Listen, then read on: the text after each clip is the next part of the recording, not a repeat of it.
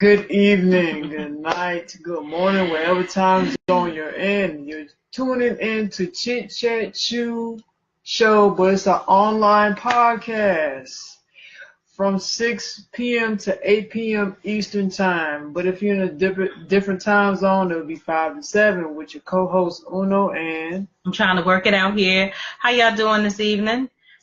Or how you doing globally? I'm just going to nip that all in the bud, wherever you at, how you doing globally. Like Uno said. Where your name is? I'm going to get, can I do me?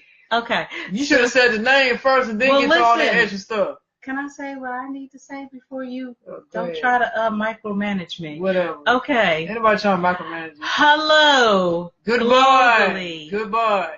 You're so rude and ignorant. Hello.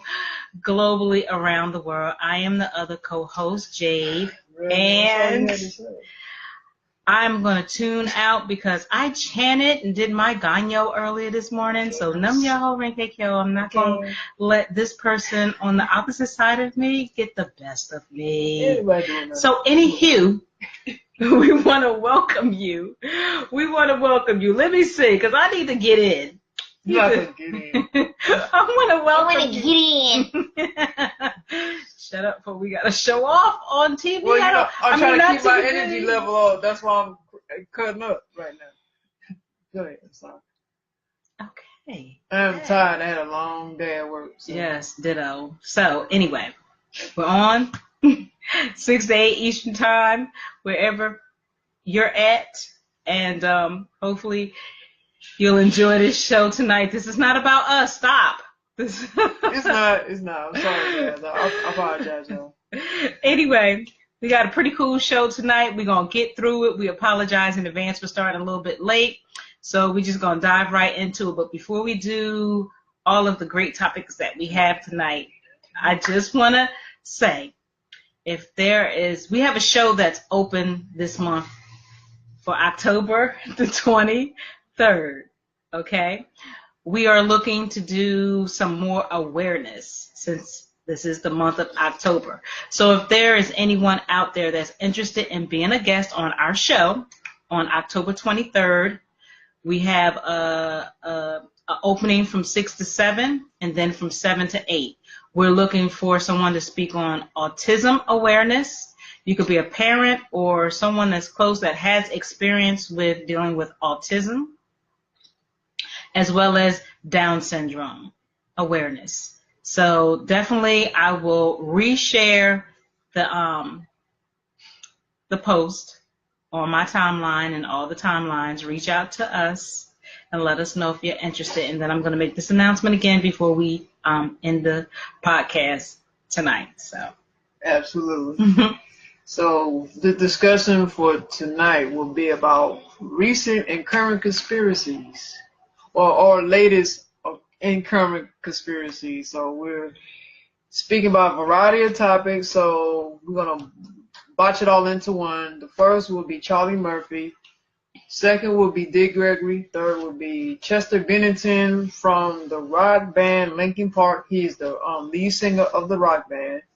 Then we'll dive into, you forgot weather modification. yes. So weather modification. Then it would be Kenneka Jenkins. We're doing this in order, okay? So that's why I'm saying it like this. And the last thing would be the Las Vegas shooting that happened real recent. So we're going to do that. Okay. So we're going to dive into it. Cool. And I had the information up, and always the reception does what it wants to do. So I hope how was everybody's weekend? I hope you had a good weekend. If you don't mind sharing, let us know what you did for the weekend. Yeah, let us know. We actually went to a play called Project Dawn that was based out of Philly and is traveling to 2 other states. I forgot what they were. I think one was Canada, and I forgot what the other was, but it was really good. It was a live play at the Horizon Theater this past Saturday, and it had 7 women act different parts. It basically was talking about sexual trauma, human trafficking, organ trafficking, just mental health, just a whole variety of different things that women experience. Prostitution, just a variety of different things. And so with that, it was again based in the scene was based out of Philly. Woo for Philly. And it was really good. Different people played, like 7 women. I mean, for these 7 women, they played hella different characters. So it was really real good. It was really good, honestly, because I had no idea what I was getting us into. But it turned out really good. Great crowd, great play. Big kudos up to Karen. Can't think of her name, the director of it. Kudos to her, and we enjoyed that Saturday. So with that, I guess you can start this thing off. Well, alrighty then. Oh wow, I'm not gonna do this with her because she's tired.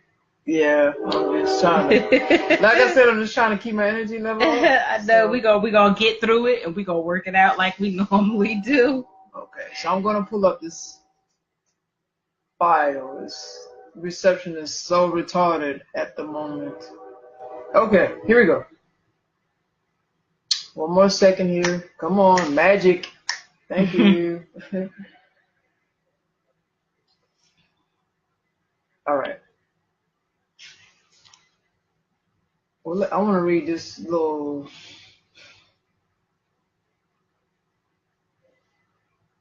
part here.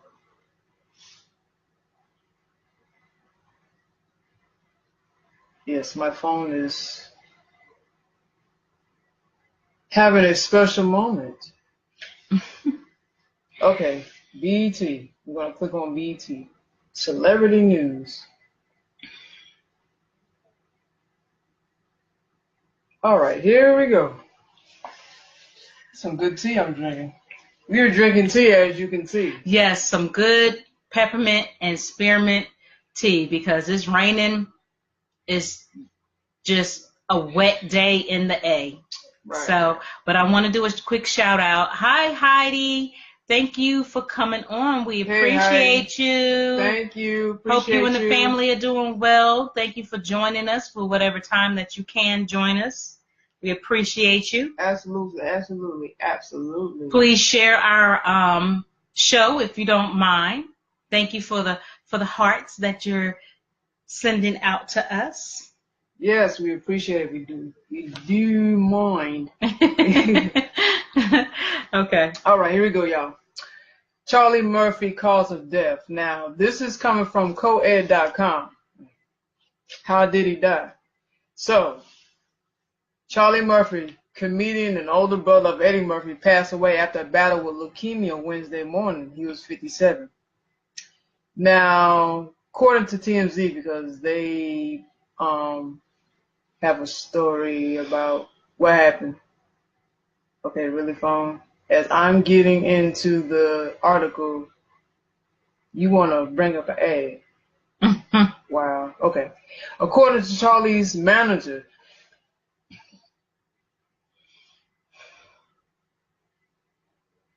you really don't want to cooperate, do you? Wow. Would you like me to go? Okay. According to Charlie's manager, the popular stand-up comedian died from leukemia Wednesday morning in a New York City hospital. He's been undergoing chemotherapy. Relatives told TMZ they are absolutely shocked by the news as his condition appeared to be improving. These are Murphy's last 2 tweets. One of his tweets says, "One to sleep on. Release the past to rest as deeply as possible."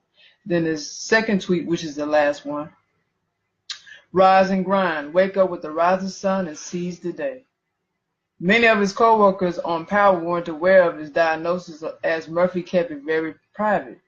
Production sources on the show, which stars 50 Cent, told TMZ they had no idea he was battling cancer.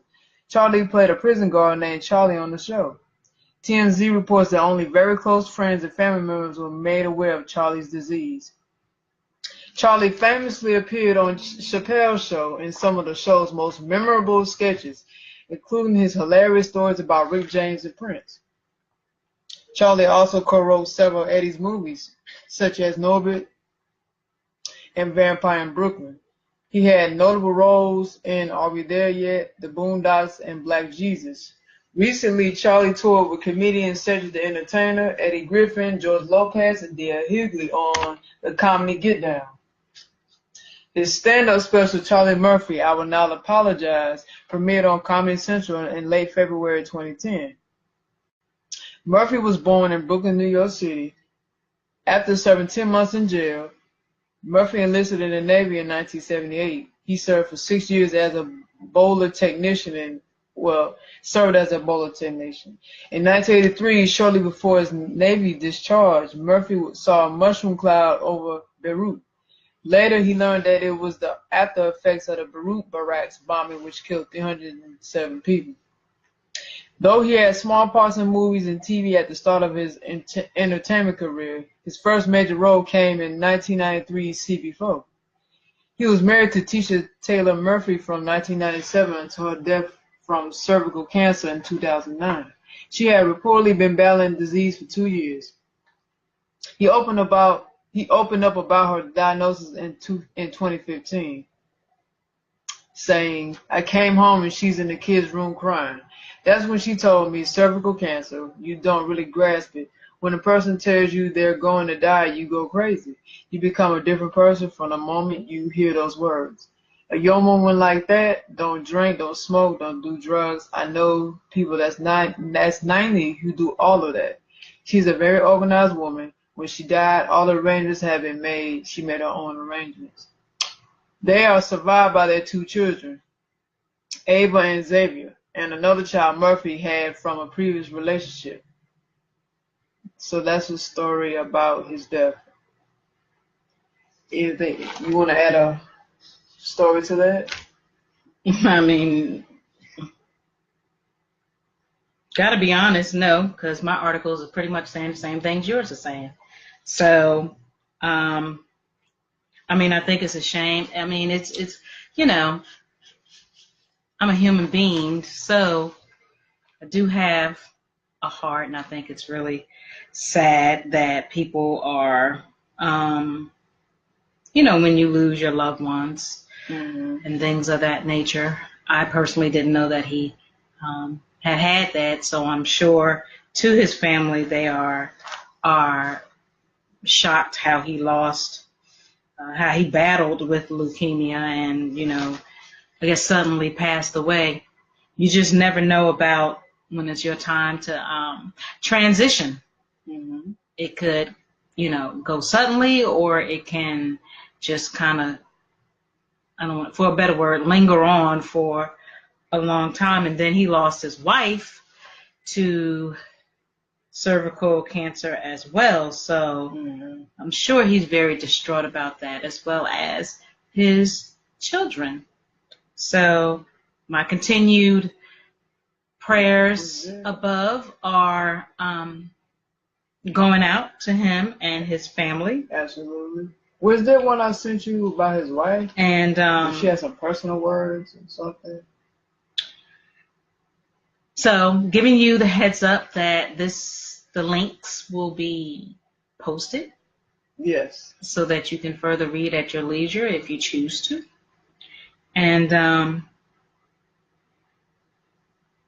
again, he passed away with the battle of leukemia. He was 51. He was a comedian. He was on Comedy Central, and he was just on several things, to be honest with you. And he looks so much like, his brother Eddie Murphy. He also was an accomplished voiceover actor working on The Boondocks, Teenage Mutant Ninja Turtles, and the video game Grand Theft Auto San Andreas. San Andreas. He appeared on, he appeared. He was slated to appear on the next season of Power. So, yeah, you lost a real brother, like they said. We just lost one of the funniest, most real brothers of all time. So he also took a chance on a young director in the Players Club, and he had a lot of gigs. Unfortunately, he won't be able to play, but he was a funny dude. He was a funny guy. Yeah, he was funny. I wonder what Eddie Murphy had to say about his death. I think it was the rap.com. I think that's the last one. I don't particularly see it pretty much. I can't even imagine how. Well, if you lose someone close to you, it's just kind of hard to explain how to feel. I'm just trying to see if there's anything where it's saying that Eddie Murphy. So he also co-wrote some of his more famous sibling movies, including Norbit and Vampire in Brooklyn. He co-wrote that. He did some sketches on David Chappelle's mid-2000 Comedy Central show, where the two of them hilariously reenacted experiences the Murphy brothers had with celebrities, including the late Prince and Rick James.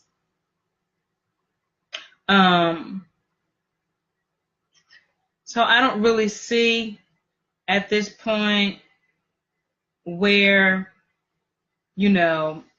Eddie, I'm sure he has words. I'm sure he has some words. But for his brother passed. Heart goes out. Definitely read the links that'll be attached for more. And I do have two here. Because there's people that celebrities that's gave their condolences and had a few words for Eddie Murphy. People like Chris Rock, of course. A lot of famous comedians, actresses, whoever, a lot of entertainers. Chris Rock, Gabrielle Union, MC Hammer, Samuel Jackson, D.L. Hughley, of course. I'm sure Eddie Griffin. I'm sure George Lopez, Cedric the Entertainer, Ice Cube.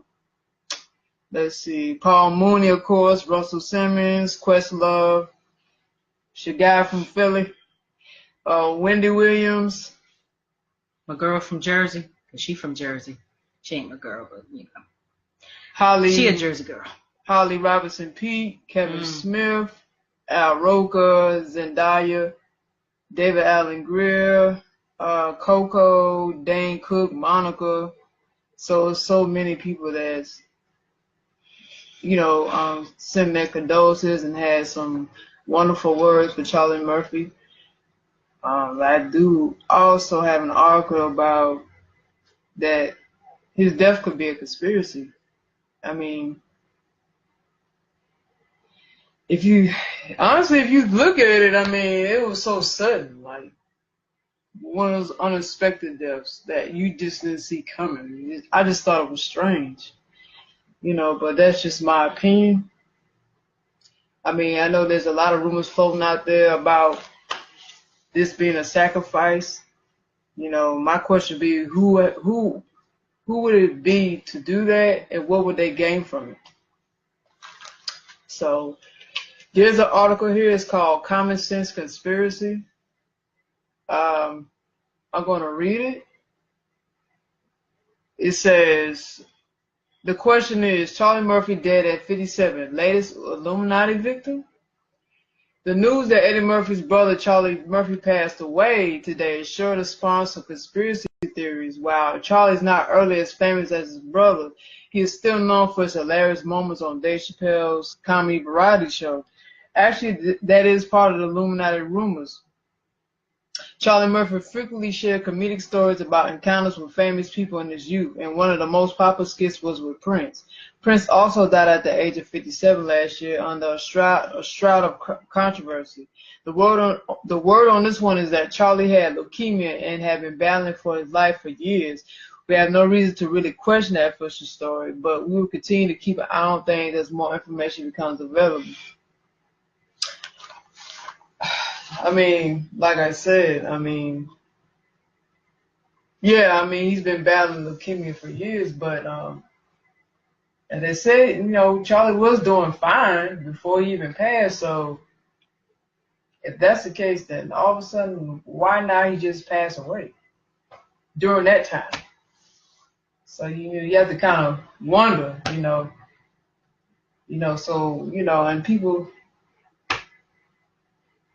people have had some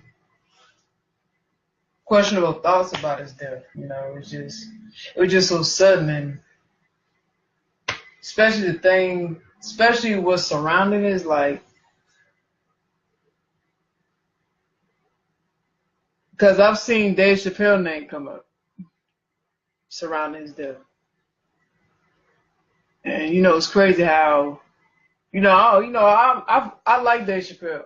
I think he's a great comedian. Well, a lot of people can see. I'm sure some can't, but for the most part, there's many people that can see he is not the same Dave Chappelle. That is not the same damn Dave Chappelle. I don't know, something just different about him. Personally, I think he's wrong, but it's a whole nother conversation. Well, I wouldn't.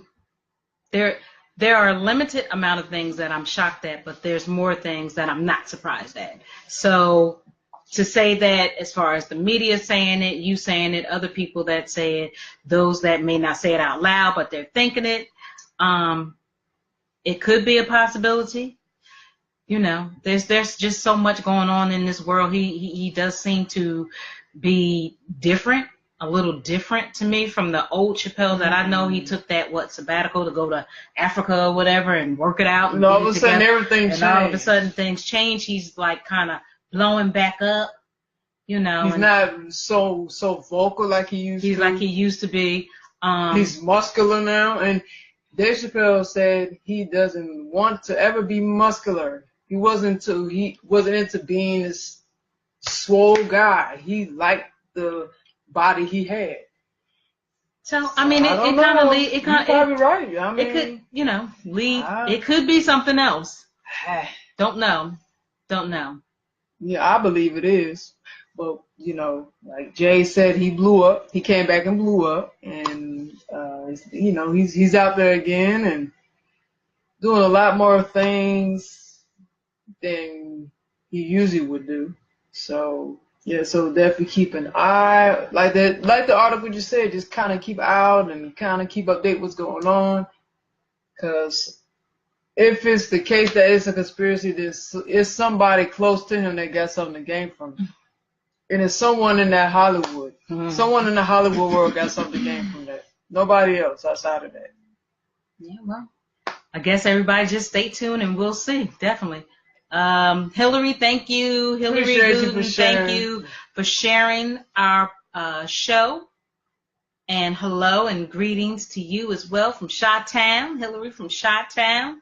Heidi from the outskirts of Atlanta. I'll say that. So thank you, lady. The outskirts of Atlanta. I'll say that. So yeah, that's just a little bit on Charlie Murphy. And so the next would be Dick Gregory. Yes. Okay. You want to start that off? Okay. So yeah. I'll let you start. It's really I'll let you start that off. Interesting. Now, Dick Gregory, I'm sorry. Now that is a fucking conspiracy. Ain't no one gonna tell me different. Someone killed that man. Yeah, I tend to think because he was very vocal. He's always been very vocal. And I guess perhaps my phone. But anyway, Yeah, he's always been vocal, and maybe it's gotten to the point where he was just too vocal, and they just got tired of that. They timed it though. Yeah. They planned it. Yeah. It had to be the right time though, because it won't be so obvious. But little do they know, people are not stupid. They know what happened. But okay. So my phone, of course, now my phone is acting up. One of these challenging days.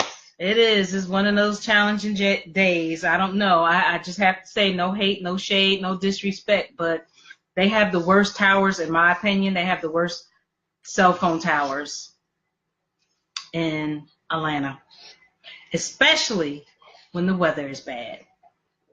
Now, I just got a little Metro. Maybe that's it. Maybe everybody else's phones work great, but my phone, special. It just, the weather when it's bad, raining, just any type of bad weather, my phone goes through challenges. I don't care where I'm at.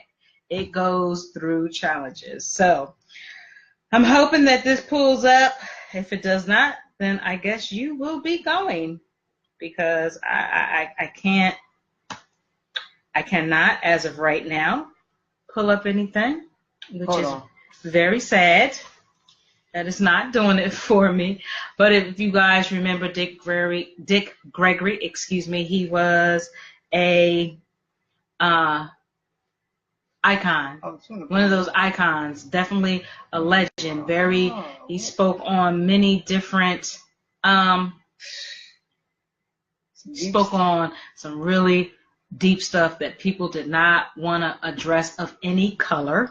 Or touch it with a 10-foot pole. Yes, so he said what he said. So there were some things that maybe people agreed on or didn't agree on, but gotta respect him before just kind of speaking his mind. Yeah, I've never seen a picture of him when he was bigger. I know that was another thing. He was very much into health and wellness, taking care of your body and things of that nature. And he said he used to be much more bigger. Again, I don't remember those pictures. If you go back to his younger days, his pictures, he had more weight to him. And so, he was big on this one we had.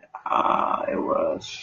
So if you remember, if there was something about Dick Gregory that you liked, you can leave us a comment about it. What was something that stood out to you about Dick Gregory? And here, while that's loading. Okay. That's why I give it to you so you can read it, because yours not pulling up whatsoever. It's having a slow moment. It's not pulling up whatsoever. Bless his heart. Bless the heart of technology. It could be a wonderful thing, then it could be a nuisance. Yeah, that's okay. So it's all good though. We're gonna make it happen. So this is coming from Entertainment. Can you restart that, please? This is coming from Entertainment Weekly, which is EW.com. Stars mourn the death of civil rights activist and comedian Dick Gregory. Famed civil rights advocate and comedian Dick Gregory, he had died on Saturday at the age of 84. His family confirmed via social media. It is with enormous sadness. Now it's stuck. It is stuck. So, see, this is what happens when you rely on social media. This is what happens. So he passed away. His family confirmed his death. He departed in Washington, D.C. Okay. It looks like it says that. Let me just click on the full article here. And in a minute I'm gonna read some more. This is one of those, hold tight, y'all. This is one of those thrown off shows where absolutely nothing works. But it's all good. We still gonna continue. Yeah, I ain't gonna let it break us. We still gonna continue. Hold on, y'all. I don't know. It's just so much is going on in this world. Again, all of these sudden deaths from people, these hurricanes, and they have names like, where do these names, how do they associate these different names with the hurricanes?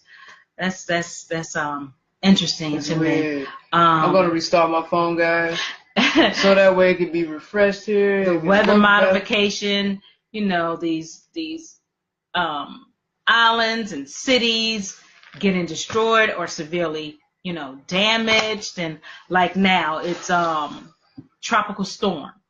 It's a tropical storm called Nate.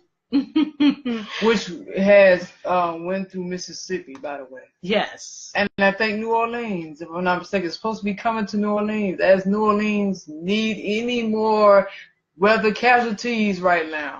They go through so much with the weather. It's ridiculous. And I'm starting to think, well, I know that it's a conspiracy on New Orleans. Why is weather always entering New Orleans and getting attacked? I don't know what that's about. Something's weird. And some fishy going on. Most definitely it is. It is. And we're going to talk about that tonight with this weather. I mean, she just spoke on hurricanes. You got Irma, you got Harvey, you got Jose, you got Maria. It's a lot going on. Weather modification. We're going to try this again and send positive energy up that it works. Because as of right now, it is. There it is. Coming up slowly. About time. Coming up very slowly. All retarded fins. Yeah. My retarded phone trying to get right now. Yeah, so all of these things that's really makes you go, but then again, it's not surprising to be honest. So, okay.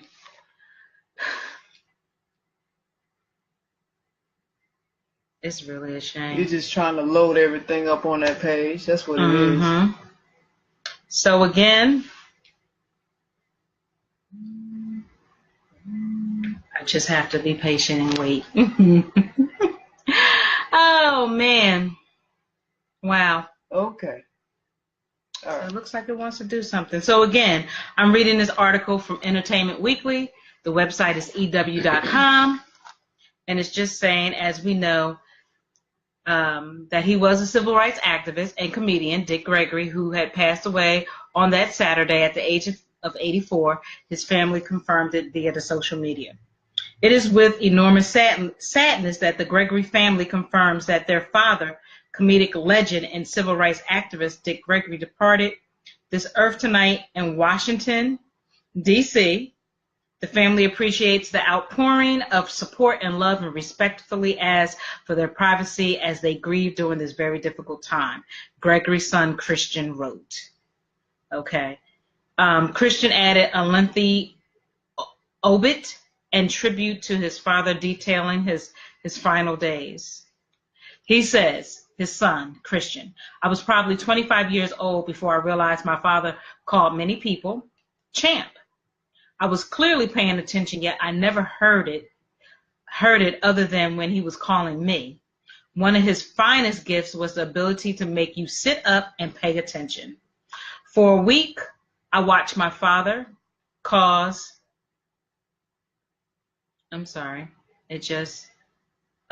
my apologies. I was clearly paying attention. Okay, so one of his finest gifts was the ability to make you sit up and pay attention, as I stated. For a week, I watched my father cause some of the sharpest medical minds to sit up and pay attention. What began a little over a year ago, this is really challenging. What began a little over a week ago as a simple urinary tract infection wreaked havoc on my father's slim frame. Events were set in motion that ultimately proved to be too much. He had a bifurcated theoric or aortic aneurysm ultimately was too big a blow. For a lifetime, my father took all the hits, however, this hit was too much. A life heavily sacrificed and ultimately taken its toll. Years of severe fasting, not for health, but for social change, had damaged his system long ago. He always reminded us many of his fasts were not about his personal health, but an attempt to heal the world. What else? For now, we simply want to reflect on his service and grace, civil rights, women's rights, children's rights, human rights, disabled rights, animal rights. Dick Gregory's DNA is virtually on every movement for fairness and equality for all living things on this planet. He was rarely one to rest and never one to stop championing for peace. Hopefully now he may find some semblance of them both. So he has done tireless work to the point where I guess it just took a toll for some of it, because I too believe that he definitely was sacrificed. Yeah. So he was born in 1932 in St. Louis. Gregory rose to fame in the 1960s as a comedian and social satirist, unafraid to tackle racial injustice in his act. He widely regarded as the first black comic to perform in front of white audiences and scored what would become his big break in 1961 when Hugh Hefner hired him to work at the Chicago Playboy Club. When I started, a black comic couldn't work a white nightclub. You could sing, you could dance, but you couldn't stand flat-footed and talk. Then the system would know how brilliant black folks was, Gregory said in an interview last year. So Hugh Hefner, he came up to this black club when Sammy Davis and all of them were there and saw me. And then one day, Professor Irwin Corey decided that he wasn't going to work 7 days, and they brought me in as a replacement at the Playboy Club because Hefner saw me. No other reason. And that started a whole new industry. In the wake of Gregory's death, numerous celebrities paid tribute to his societal impact. Always thought of Dick Gregory as a family member, even though I never met him, RuPaul wrote. He taught us how to laugh. He taught us how to fight. He taught us how to live. Dick Gregory was committed to justice. I miss him already, wrote Reverend Jesse Jackson. And there's so much more.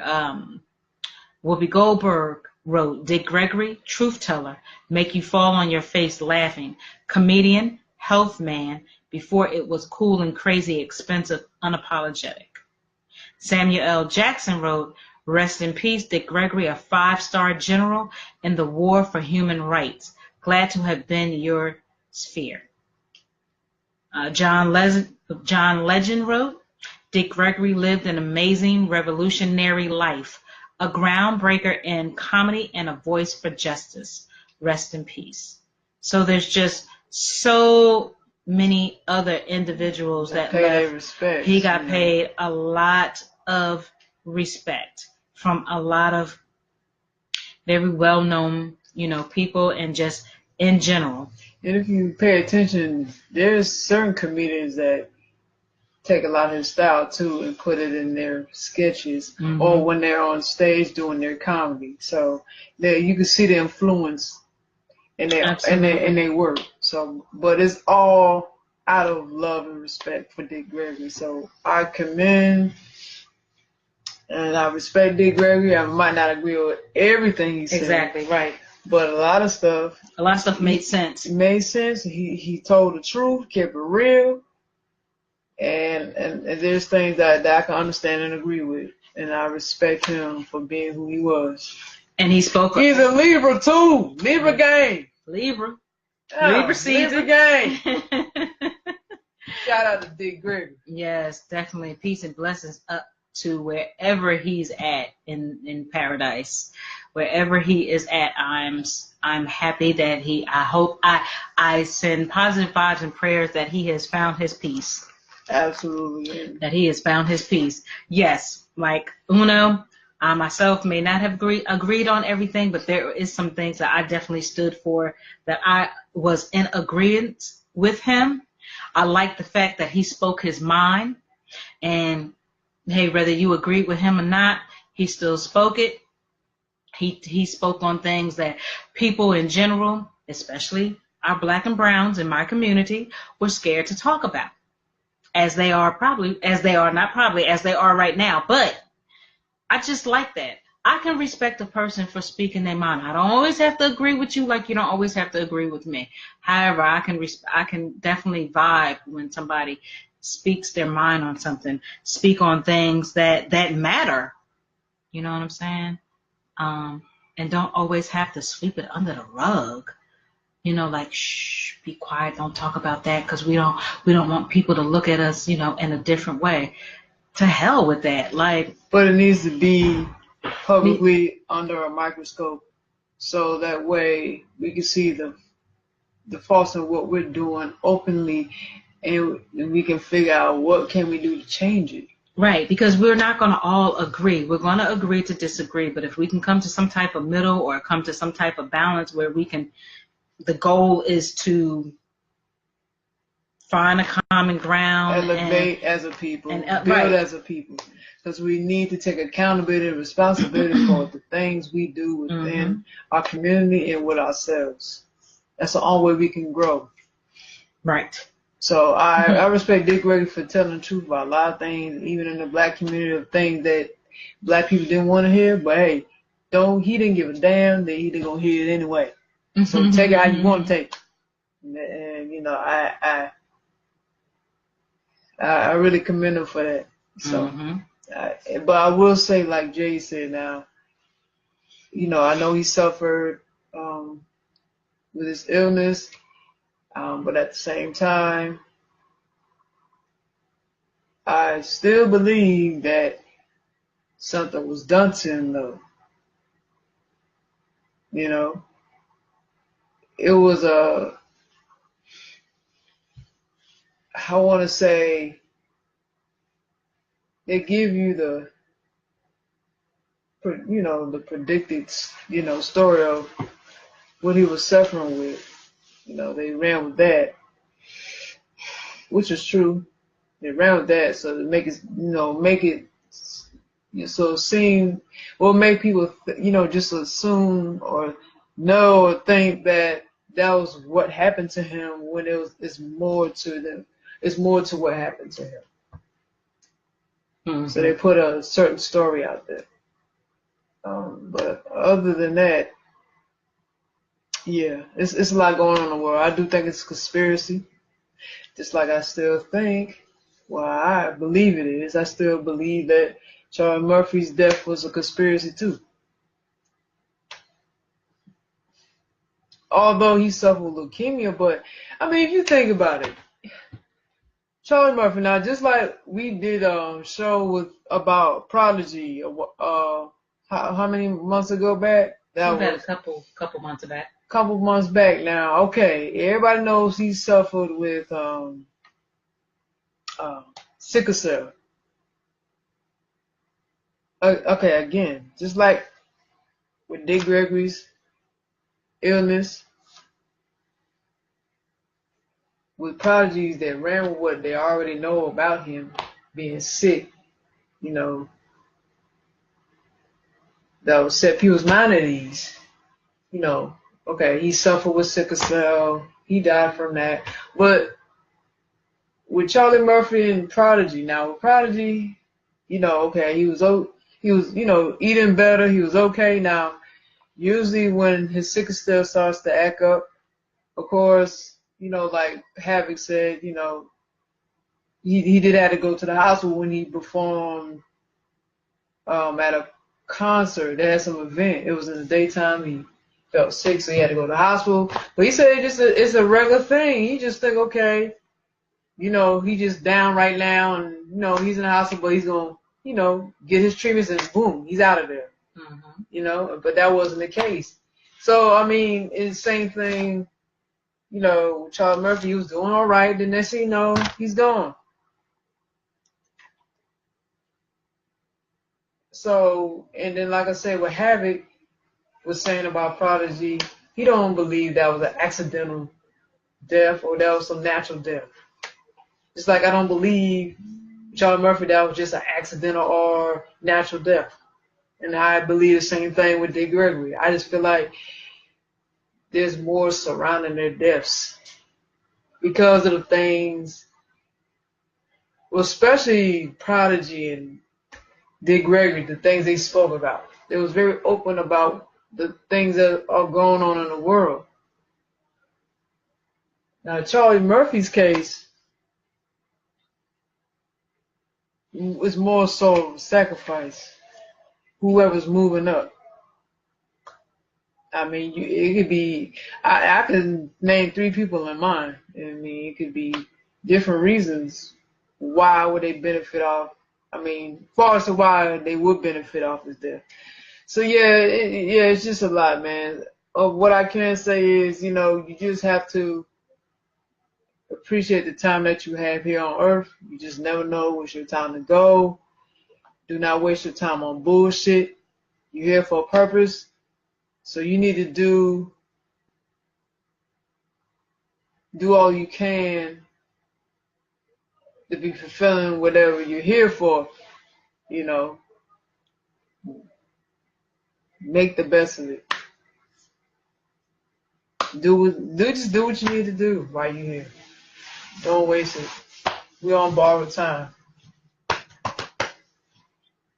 Find your purpose. If you don't know, find something positive to do. Do something to live for. You got to live for something. Make a difference. Get involved. Try to have a healthier life. Because I mean, it's a dark energy surrounding this planet, and you got a lot of evil people in the world, so you got to be mindful of that. Absolutely. Ditto to what Uno said. Make sure you find that purpose. Know your why. What is your why? Ask yourself that. What's your why? What's your goals? What's your vision? What's your mission? Again, we're on borrowed time. That I definitely believe. Volunteer.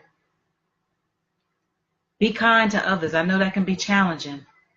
Because a lot of times, and I have to practice that with myself too, especially, working and having a business when I'm at work. I have a supervisor she is who she is, and I have a manager he is who he is. Though I don't always agree on how they deal with things, I see that they are going through things. And so,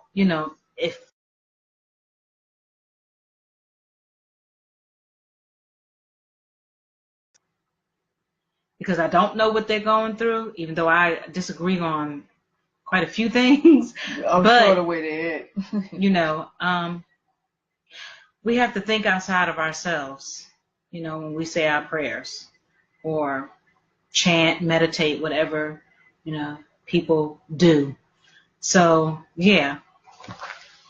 Like you had said with the whole, start eating better. Like spirituality is huge for me, though I am Buddhist. I'm spiritual.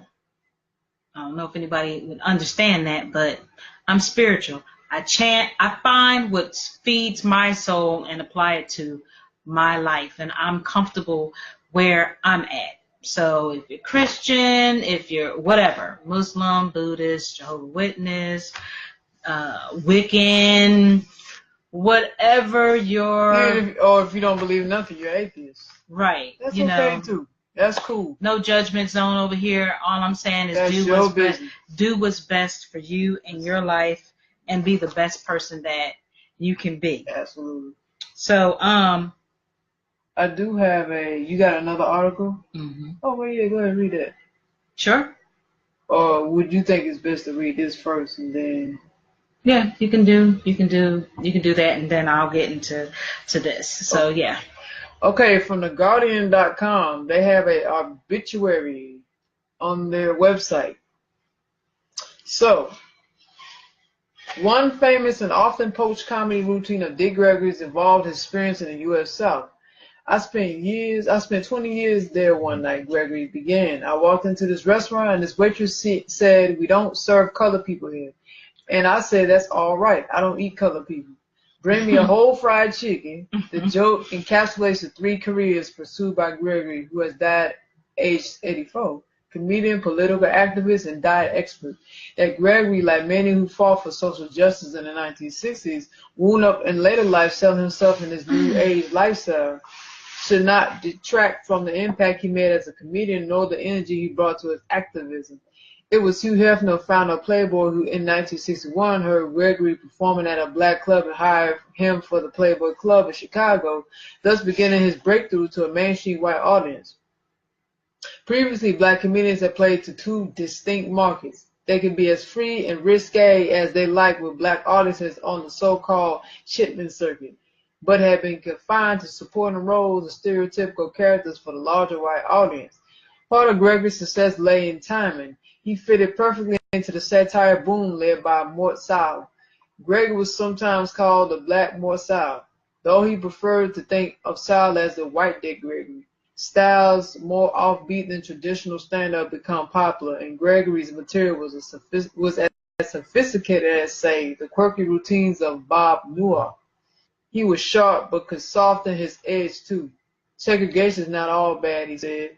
Have you ever heard of a collision where the people in the back of the bus got hurt? Along with the equally sharp Godfrey Cambridge and the less political Bill Cosby, Gregory opened the door for older black comics such as Nipsey Russell, Miles Mabley, and Red Fox, as well as inspiring generations of young comedians. The line from Gregory to Richard Pryor to Eddie Murphy or Chris Rock is remarkably direct.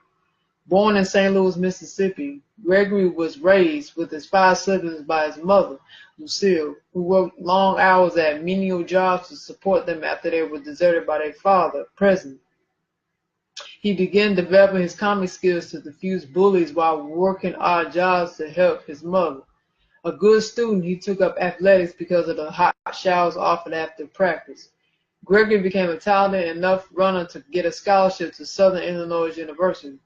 Having been team captain and class president in high school, he found the small daily reminders of inequality at college an eye-opener. I had been fighting poverty, he said. Now I was fighting being a Negro. He set college records as a middle distance runner and again used humor to cope by entering campus talent shows. It was more exhilarating than running, he recalled. You can say the funniest thing in the world, but if Whitey has hate, he might not laugh. If you can run, Whitey can hate you all he wants and you'll still come out the better man. He was drafted into the U.S. Army in 1954, where a sympathetic commanding officer allowed him to practice his stand-up. After discharge, he moved to Chicago, working in the post office and performing at night. His track connections led him to rent the Roberts Show Bar for a party to celebrate the Pan American Games. The club, which attracted top talents such as Sammy Davis Jr., liked his style as MC and hired him. After Gregory's Playboy breakthrough, Jack Paar elevated him to network television on The Tonight Show, and he insisted on being interviewed rather than simply performing his routine and leaving, like other black comics. He made a series of successful LP records, starting with In Living Black and White, 1961. In 1964, Gregory published his autobiography, Nigger, written with the journalist Robert Lipstadt. In the foreword, he explained that his mother worried about the title, but he reminded her that whenever you hear that word, you'll know they're advertising my book. More recently, he decried the use of the euphemistic term N-word. Already active in civil rights protests in which he was jailed, beaten, and shot. In 1967, Gregory, a chain-smoking and heavy drinker weighing 288 pounds, staged a public fast to protest against the Vietnam War. That year, he ran as mayor of Chicago against Richard Daley, who would become the villain at the 1968 Democratic Party presidential election. After that convention, or presidential convention, excuse me. After that convention, nominated Hubert Humphrey, Gregory ran as a write-in candidate, one whose name does not appear on the ballot paper, but who may be named as their choice by voters for the Freedom and Peace Party. With Mark Lane, author of the JFK assassination, critique rushed to judgment as his running mate. Although he had the support of many students, including me, who felt betrayed when Eugene McCarty and George McGovern were shoved aside in the wake of Robert Kennedy's assassination. Few of them were old enough to vote, with the black activist Eldridge Cleaver representing the official Peace and Freedom Party, and the comedian Pat Paulson's mock campaign devaluing Gregory's. He's attracted only 47,000 votes as Richard Nixon won a narrow victory over Humphrey, while the Alabama governor, George Wallace, gained 9 million votes as an independent. Gregory's candidacy was enough to put on Nixon's enemies list and make him a target of FBI surveillance. In 1971, he and Lane collaborated on Codename Zorro, retitled Murder in Memphis, accusing authorities of a cover-up in the Martin Luther King assassination. He gave up performing in clubs and favored churches, universities, and rallies. His message had expanded to include vegetarianism, specifically to advocate eating only raw fruit and vegetables and abstinence from drugs. He said the nightclub environment was antithetical to his message, and his controversies and unpredictable schedules meant show business work started to dry up. He returned to the public eye during the 1980 Syrian hostage crisis when he traveled to Iran to negotiate release of the hostages, then staged a hunger strike. He weighed less than 100 pounds when he returned to the U.S. His serial fasting reached its peak with a 40-day fast in support of the singer Michael Jackson when he faced charges of child molestation in 2004. He picketed against FBI headquarters being named after J. Edgar Hoover, and in 2004 was arrested outside the Sudanese embassy in Washington while protesting against genocide. His activism sometimes seemed at odds with his role as a pitchman for his Bahamian diet drink, and as a diet consultant. In 1988, he was hired to help Walter Hudson, who weighed 1,200 pounds, lost almost 600 pounds, and squeezed through the doorway of his house. Tabloids and talk shows chronicle every ounce of progress, but afterwards Hudson regained most of the weight and died of complications from obesity. In 2000, when Gregory was diagnosed with lymphoma, he treated himself with diet herbs and prescribed as devices not yet known to the public, and announced that the cancer had gone into remission. He quipped, "I look at the obituaries every morning and ain't nobody listed but you eaters." His many books include Defining Moments in Black History, Reading Between the Lines, 2017, in the title of which the word black was scored out. He is survived by his wife, Lillian, who he married in 1959, and 10 children. A son, Richard Jr., died in infancy. Richard Claxton Gregory, comedian, campaigner, born October 12, 1932, died August 19, 2017. So, yes, that was coming from the Guardian, just to give you a historical obituary by Dick Gregory and the personal and captivating and inspirational, influential moments of his life. I thought that was pretty great. It was. Yeah. That's really cool. Damn, boy, he had an awesome ass life, man. He did so much in his lifetime. Absolutely. You can't do nothing but respect that. Right. What can you tell that man? Nothing. So there's something you want to read? Yes. So going into a little while earlier, you were talking about conspiracy. Mm-hmm. So this is a short, brief article, and it provides YouTube videos on these conspiracies as well. This is coming from news1.com. Mm. It says top 5 Dick Gregory conspiracy theories. And while I'm reading this, maybe we can do some more inviting people. Right. I can do that. So Dick Gregory had theories about everything, including the AIDS virus, Bill Cosby's fall from grace, and Prince's untimely death. You have to agree to disagree. And yes, I agree with him though. Those Libras, yes, they think and have an opinion about everything. We sure do. Everything. No shade.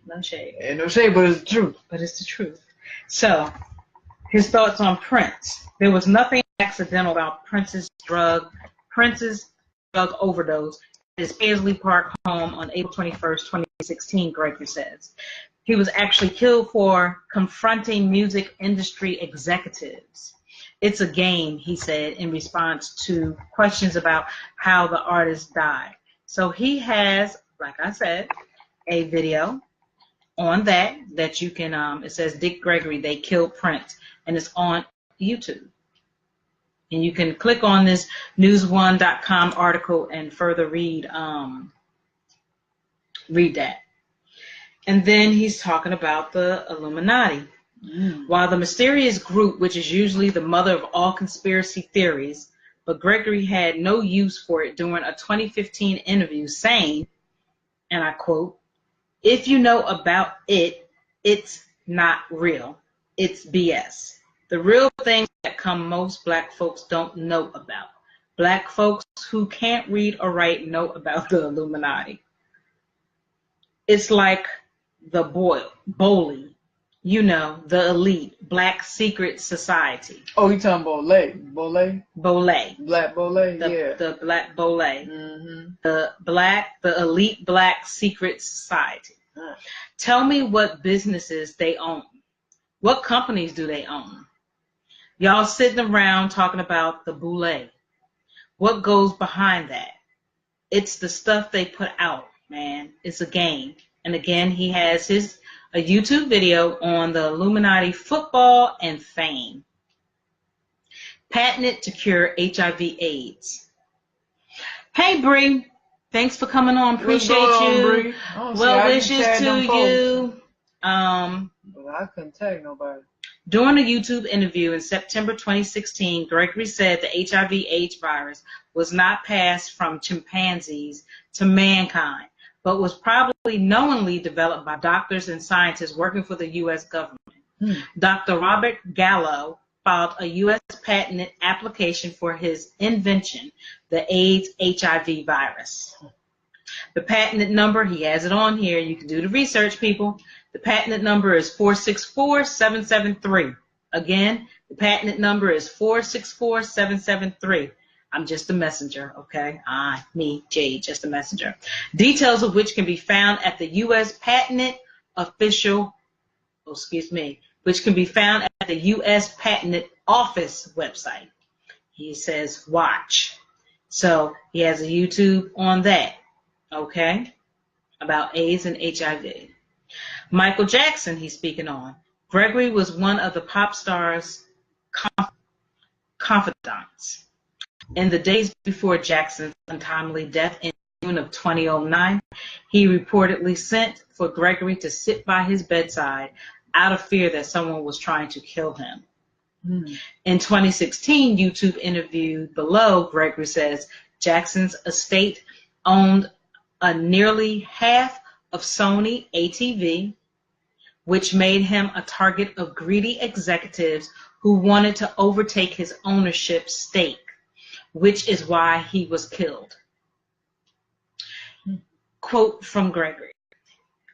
He had a childlike mind, Gregory said during a YouTube interview in 2015, but he became one of the most powerful human beings in the world, and they killed him. When they killed him, they used simple mathematics. He was getting ready to do 50 shows in London. God can't work 50 shows in one city. What made them think he could? And because of his childlike personality, it never dawned, Gregory said of Jackson. He was killed at 2 a.m. by a laser, Gregory said. Again, he has a YouTube on that, which this is titled Michael Jackson and Tupac. He's speaking briefly on Bill Cosby, which says, Gregory says Cosby is being punished by executives and other powers that be, for trying to buy NBC in 1990s. has a video for that. And he also speaks on David Chappelle in this. So my thoughts on just that brief, I'm going to back up with Bill. Yeah, I was going to back up. I'm like. Back up with Bill. Now. He ain't innocent. I don't believe he innocent. That Philly man. Honestly, I believe he did rape some of them women. Some of them women I don't. Some of them I think they just out trying to get some money. But I definitely believe that he is. And destroy that man's name. And destroy his name. Right. But I definitely believe he is destroying his own name. I believe truly that he did rape those women. Like I also believe, and call me crazy, don't care, stand in line. I also believe that he got his son killed. Yep, another conspiracy. Yes, another conspiracy. So if you don't believe that, I don't know. But I really do believe he did sacrifice his son for fame. And what she said about Bill Cosby. Yes, I believe Michael Jordan sacrificed his father. Sure, I believe. Yeah. You don't have to. Dr. Dre sacrificed his son. I believe that. I sure do. You know, a lot of them sacrifice family members or people close to them for fame. Jennifer money. Hudson. I sure do believe she did some sacrificing. 3 family members Jennifer Hudson killed. I do. I just really do. And I know people like, I can't believe. Well, okay, that's fine. But you don't have to agree. They are still human beings. You don't know what they are no type of God-like. Like I don't look some idol. Yeah, some type of like they idol do no worship. Wrong. Right. No, they do wrong. A lot of evil things. They only care about themselves. Obviously, there's a lot of demonic activity going on the planet. So people need to be in tune. They need to be aware. They need to know what's going on because it's sad out here, you know. Now with Bill Cosby, like Jay said, I do believe he raped some of them women. I'm not gonna say he raped all those women. I will say he raped some of those women, and it's just that the timing. I mean, maybe to some people it came at a bad time. How all of them coming out simultaneously, back to back. You know, so of course people think it's a lie, but you don't know how they feel. Maybe they felt it was a comfortable time to come out now. Because if one person to come out, and I think, no, this is not even thinking. Okay, listen. When you get into Hollywood, right? You make a pact with that world. You sign those contracts, you write it in blood. Then what they do is they have you reveal all your secrets or what you're into. And they keep documentation. It don't have to be actually physical documentation. It could be a visual documentation. It could be a verbal documentation. Something to hold over your head, like blackmail. Because they go through a ritual. It's a Masonic society. It's Masonic. It's a whole society. So they have certain rituals. They have to go in a room and reveal all these secrets, and then they put it away somewhere. So when you get out of line, they use it against you. So I really believe there's some truth mixed in with fiction. As far as Bill Cosby's case. Just because you think it's a lie don't mean it's not the truth. The powers that be allowed this to happen. They allowed this story to come out because they know how Bill Cosby is in real life. They know the real him. They're giving you a chunk of what kind of man he is. Because it's a public eye. Everyone thinks he's this Mahatma Gandhi or some stand-up guy. But he has another side to him. And they just mix it with lies. It just like I believe that with Usher, I believe that with Kevin Hart, and I believe that with who else? R. Kelly, like a lot of the world that the powers that be has not only stories, but they have a lot of history on these celebrities. So y'all need to keep that in mind, okay? Not everything is a lie. Mm-hmm. Absolutely. That's all I wanted to say. So no, I don't think Bill Cosby all that fucking innocent. I do also believe, like Jay said, you was mentioning about NBC, because he did try to buy NBC. But you gotta understand, you can't come in someone else's kingdom and think you finna to take over their kingdom. It's not gonna work like that. And you black too, you a Negro, you a nigger, and you coming in, you know, the white people, who the hell this nigger think he is? Coming here buying NBC, trying to buy NBC. We're gonna have to destroy this nigger. They don't want you to have power over them. You know they got an ego. They got to always have, there's always a power struggle with certain Europeans in this world we live in today. And you coming in and try to buy NBC? What did he think was gonna happen? If you wanted to have a network, Bill Cosby, since you know so fucking much and try to preach to the crowd to everybody and said the statements he said about black people. If you gonna build a network, build your own network. Duh. Ain't no white people not gonna allow you come in there and take over their shit. It's not gonna happen that way. Because they're gonna protect it at any means necessary, and as they should. As they should. They did the right thing. And people are not gonna agree with what I say, but it's the truth.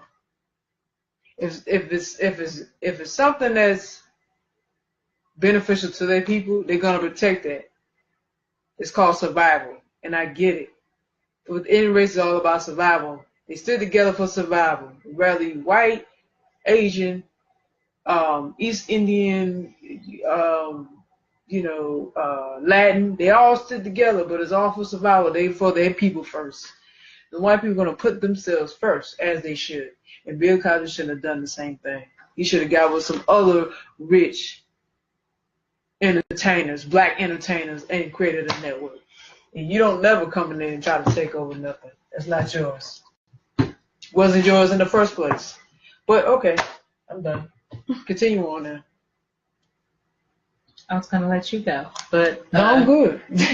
oh, you done? Yeah. Oh, okay. Yeah, yeah, you just gotta be careful, yo. Like it's deep. You just gotta be careful on that. I believe that there is a lot of truth to a lot of things, and I also believe that there's some fiction to a lot of things as well. That's why I always say, and we always say, do the research. Research it for yourself. True. As you know, there's going to be false information on any social media, but there's also truth to it. True. There's also truth to it. I mean, you just gotta do your research. Gotta do the research, because the way that this world is set up right now, it's a lot of stuff going on. Anything's possible. I don't push it past nobody. I believe people are capable of any and everything. Yeah. If you don't believe Bill Cosby raping women, you out your damn mind. Because I believe he did. He is capable of it. I don't give a damn how old he is. And I know some people are going to disagree with me with what I'm getting ready to say too, but oh well. I also believe that Michael Jackson did sexually molest some of them boys.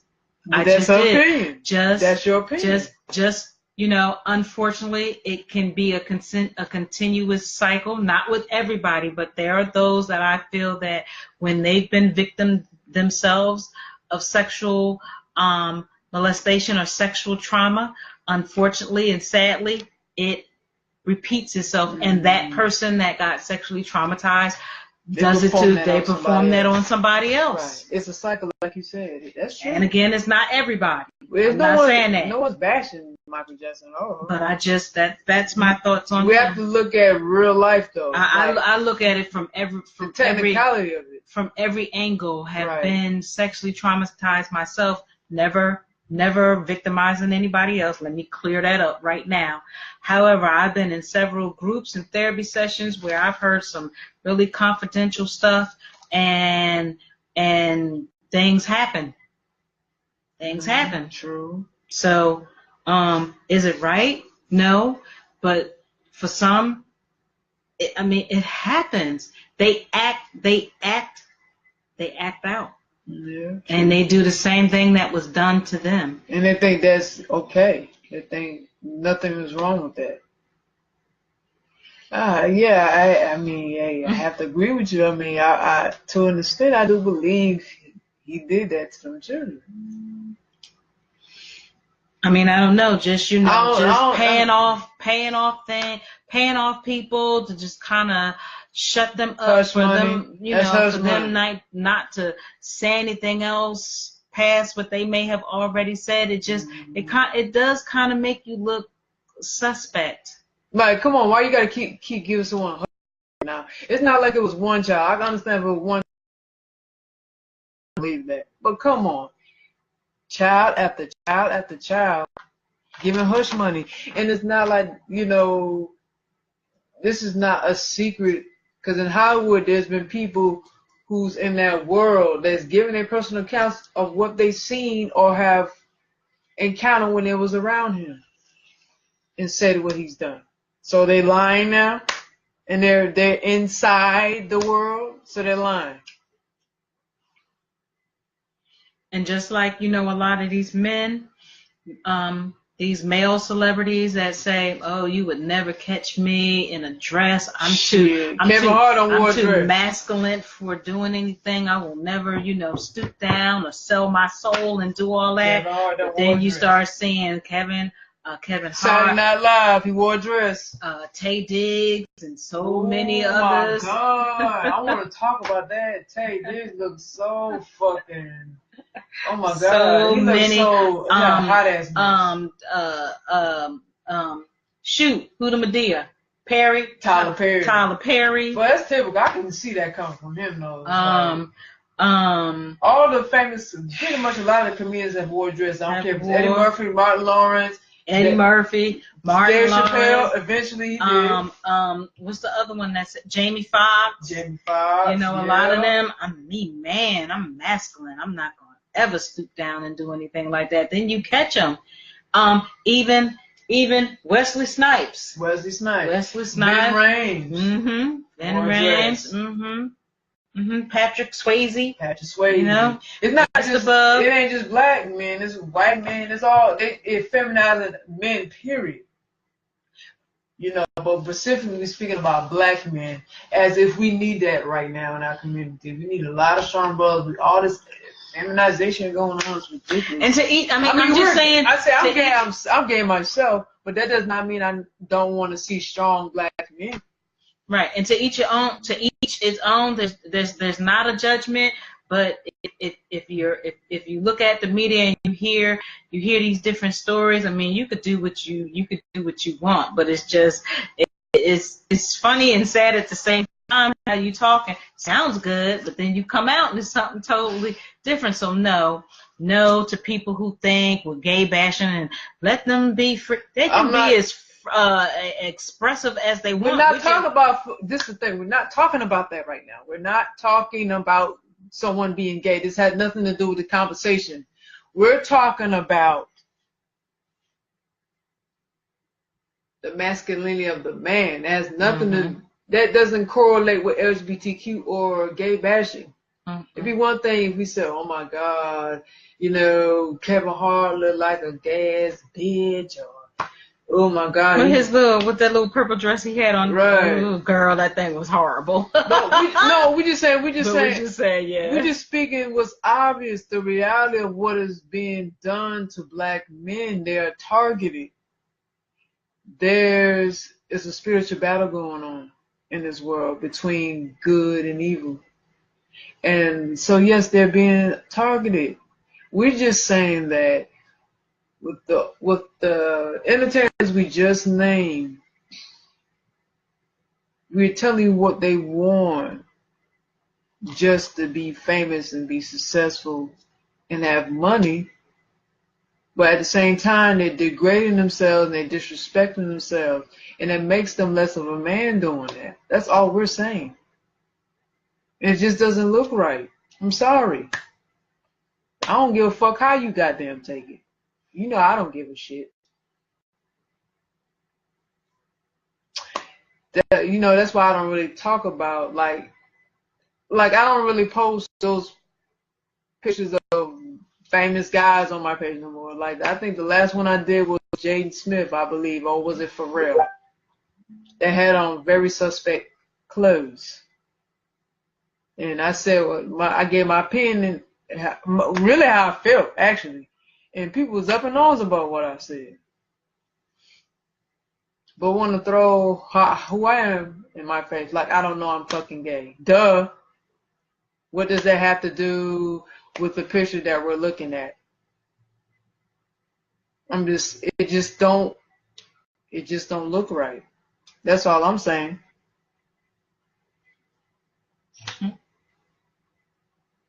And I just feel like they're just doing it for their own gain. Like, they don't dress like that on a daily basis, and you just all of a sudden want to wear a dress. Or whatever. I'm the bad guy. Okay. I don't really give a shit though, but whatever. So next, I guess we're going to talk about Chester Bennington. Yeah, Chester Bennington. But before we do, I do want to read this. It's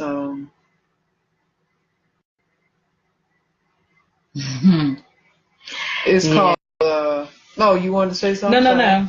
Folks and they feelings, but oh well. They be all right, honey. I just don't have the time to do the back and forth thing, or even have to explain myself about an opinion. Right. So I just the women with young 4-year-old, 2-year-old, their young sons and under clothing, and everyone says, "Oh, it's just so cute." And he's standing there with a feminine pose, and I'm just like, doing that to that little boy. She doing it. And they can't make a choice of the way that they dress. So the mother is degrading their son by dressing him like her. And people think that's cute. Specifically, I'm seeing a lot of black women doing this. I said it. Black women are doing this to their sons, and I don't think that's cool. You're not giving him the choice to be who he wants to be. It'd be one thing if, okay, he grows into a man, he makes that decision. Or if he's at of age, if he's like 18 or something, 17, 18, okay. That's his choice if he wants to be masculine or he wants to be feminine. But you got to give him that choice. You can't just force that on him. That's what they're doing. So you're basically leaning into they're forcing a certain energy on the boys. And then when black men speak about it, they get offended. I know I think you remember when I posted that picture of that black woman with her son dressing all girly, like that was supposed to be cute. I didn't find it cute. Yeah, didn't find it. Because he needs to be a boy. He needs to do boyish things. Boy things. He needs to be a man. Be a little man. Go do boy stuff, male stuff. Okay? Play ball, ride bikes. Fall down, whatever it may be. So, no, I don't agree with that. I'm sorry. And again, because gay people keep tying it into gay bashing. Oh, my God, what's wrong with what he got on? I think it's cute. Why you tearing him down? Why you talking about him? And you know the typical stuff they say. But I'm going to come right at your ass. because I stand on what I say and I don't take nothing back. So anytime I have an opinion, I tell people, if you don't like what I say, keep moving.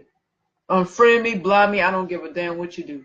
Deuces. Have a nice day or have a nice night. Oh no, I just want you guys to, I'm not going to read this article, but I advise you to check this article out because I think it's interesting. He discusses the plane, and he's talking about this plane called it's called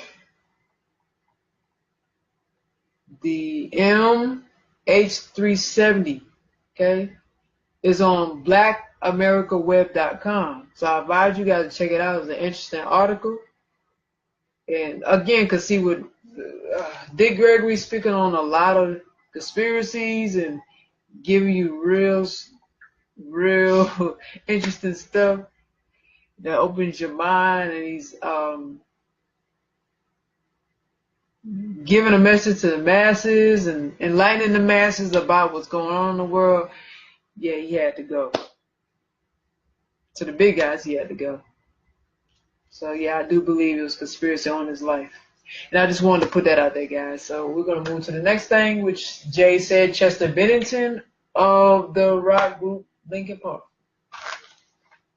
So, yes, this is coming from rollingstone.com. So for those who may remember who Chester Bennington was, he was the lead singer in Linkin Park singer, died at the age of 41. Okay. Linkin Park frontman Chester Bennington died of an apparent suicide by hanging Thursday morning, according to the Associated Press. The singer was 41.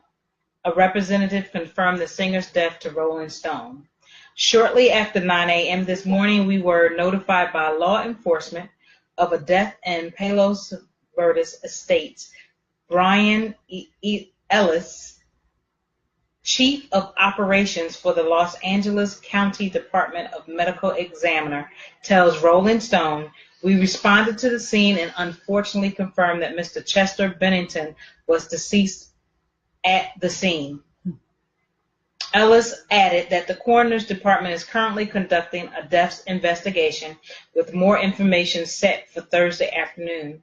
Shocked and heartbroken, but it's true, Bennington fellow Linkin Park vocalist Mike Shinoda said on Twitter. An official statement will come out as soon as we have one.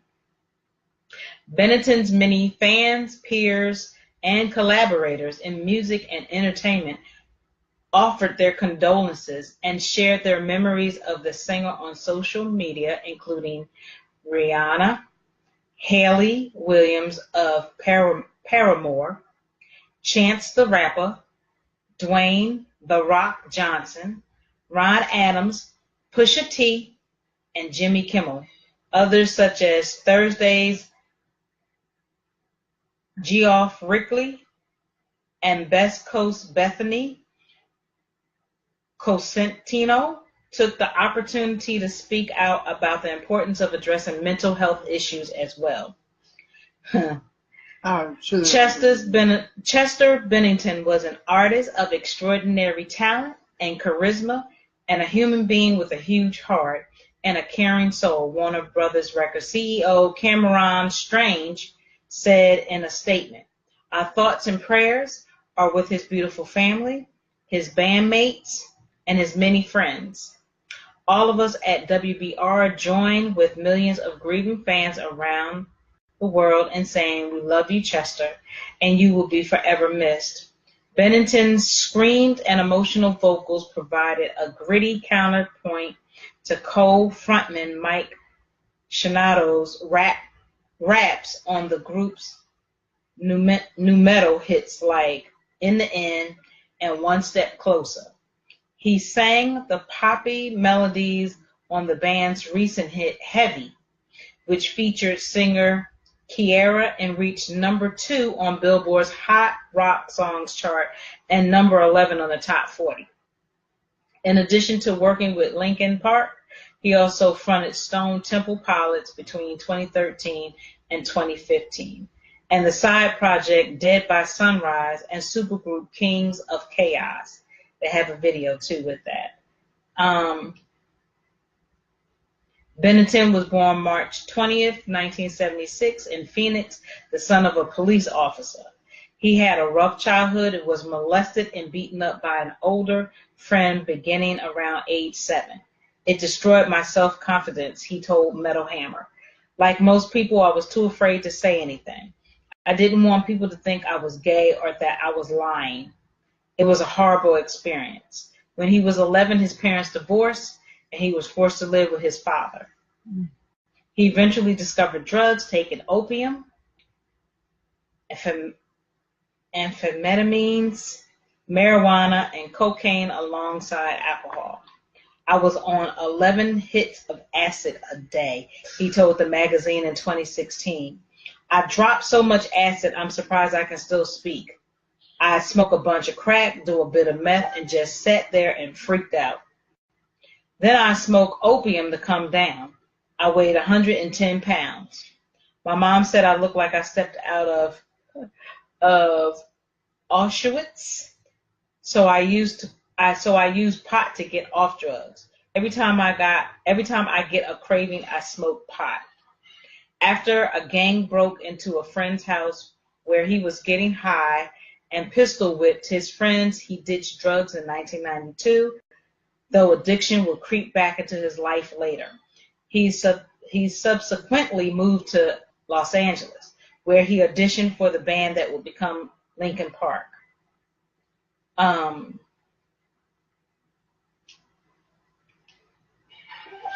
So he has a numerous amount of things, despite his dark side, and the dark times that he went through, because it's a lot, and I certainly don't want to take up a lot of time reading a lot of it. You can definitely read it at your leisure, but I will say this at the end. We have had a lot of success, and there are a lot of great things going on for us. But there are things that really matter to us, he added. Mm-hmm. When we talk about lyrical content, we can't just go back to being that angry kid. We need to talk about something that makes sense to who we are today. So, he's been through a lot, and I'm not saying that he had not experienced, some mental illness. But I just got to be real. I don't think he killed himself, and I could be wrong. That's okay. But I just think that there again, he got killed. Another conspiracy. But they use what he already going through, to ease the public. Mm-hmm. So they hit you with that. But like I said, it's deeper than what people know. And don't get me, I'm not taking anything away from those who have committed suicide, followed through with it, and have taken their own life. I'm not taking that lightly, because I'm a suicide survivor myself. But I just think this, as you said, is a conspiracy. And I don't know, people need to wake up, yo. Mm-hmm. People need to really recognize some things, He was definitely becoming more enlightened about the industry. Mm-hmm. He was changing a lot within himself. And Luna, when the big guys in the industry don't like when you challenge them, you're a marked person. For sure. You're marked. And they will pick a time for you to leave. Either they'll kill you or they'll destroy your career. But they chose to kill him. Because in that industry, you're worth more dead than alive. As we know with Michael Jackson and so many other ones, they, like you said, they worth more dead than they are alive. Mm-hmm. And I understand that a lot of these like TMZ can have false information and Rolling Stones, like a lot, because I feel like they're all connected anyway. Yeah, they are. But there is some truth to a lot of this stuff too. That's true. Yeah. You just gotta read between them lines, yo. the subliminals. Exactly, subliminals. Yes. Absolutely. And I want to read this. Now, I don't know how true it is, but I want to rule it out, okay? Because I said, I don't put shit past nobody. I believe a lot of things are possible, so you have to keep in mind, okay? And I'm going to read this article from paranormalist.com. The headline is, Chester Bennington's wife reveals conspiracy about his death on Twitter. The speculation surrounding Chester Bennington, the lead singer of is only increasing as more information has become available. Now, Chester's ex-wife decided that this was a great time to confess to cheating on him with his best friend. She also made cryptic allusions to him already being dead before this and that he did not kill himself. Now, take this all with a grain of salt. We all know Twitter accounts are not that difficult to become hacked, and it's entirely possible that is where we are seeing here. The tweets have long been deleted, although we have a screenshot below harvested before they got around to taking them down. Whether these posts are authentic or not remains to be seen, but it certainly is throwing fuel on this conspiracy fire in the meantime. Another part of it that is getting a lot of press is that Bennington chose to commit suicide on the birthday of Chris Cornell. Keep in mind, Chris Cornell and Chester Bennington were good friends. So let's keep that in mind, okay? He and Cornell were good friends, and Bennington even sang at Cornell's funeral last month.